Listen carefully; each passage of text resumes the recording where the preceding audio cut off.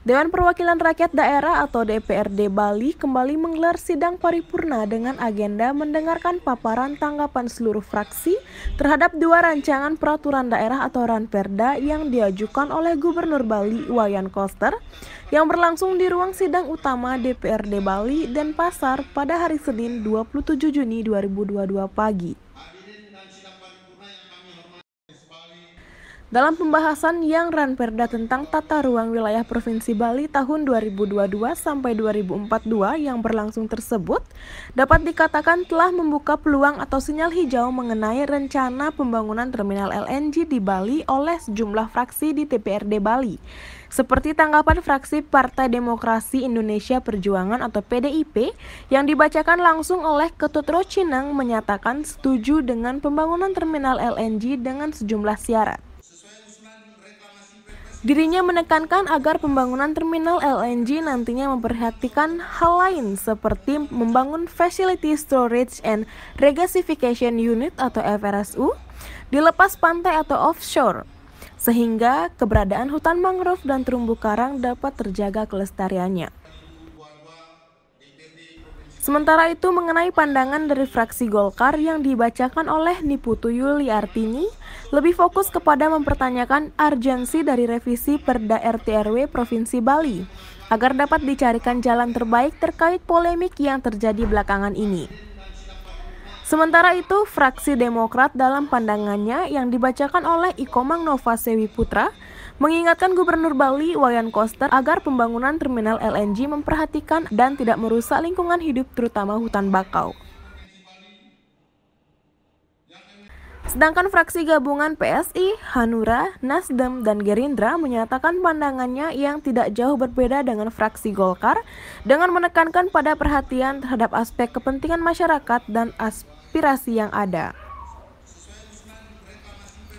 Lebih lanjut, Ketua Panitia Khusus Rancangan Peraturan Daerah tentang Rencana Tata Ruang Wilayah Provinsi Bali tahun 2022 sampai 2042 atau Pansus Ranperda RT/RWP, Ana Agung Ngurah Adi Ardana, saat ditemui seusai sidang menjelaskan tujuan adanya revisi Perda RT/RW Provinsi Bali tahun 2009 sampai 2029 yang kini memicu polemik.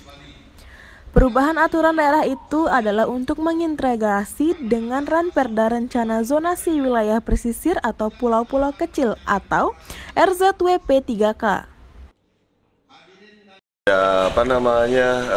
Tol dan infrastruktur transportasi kan gitu.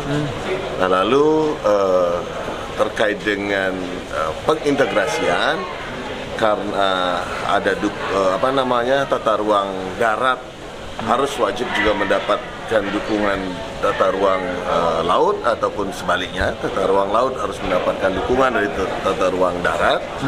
Maka walaupun sudah mendapatkan persetujuan teknis, misalnya contoh seperti RZWP 3K yang sudah Pak Gubernur setujui, fakta menyatakan yang memungkinkan untuk dilakukan revisi. Itu dulu.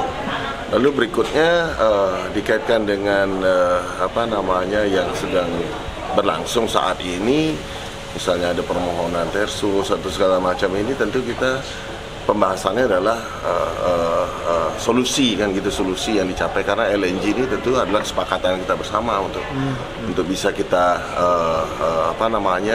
fasilitasi di Pulau Bali ini gitu loh.